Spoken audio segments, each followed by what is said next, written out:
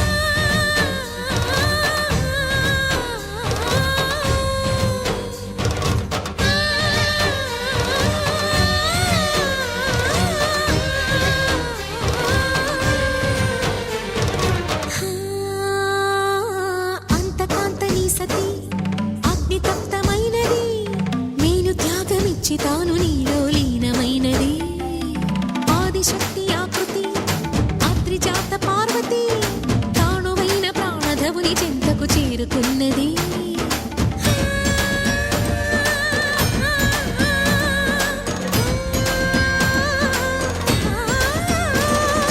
భవుని భువికి తరలించేలా ధరణి దివిని తలపించేలా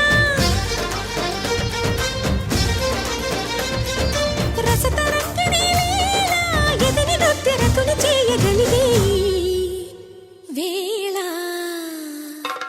భరత వేదముగ నిరత నాట్యముగా కదిలిన పదమిది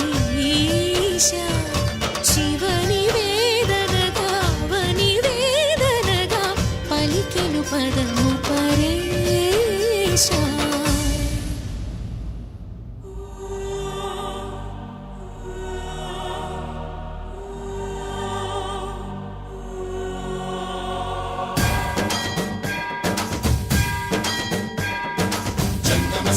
గంగాచిత శిరమృత మండిత కర పురహర కంద శుభంకర భవనాశ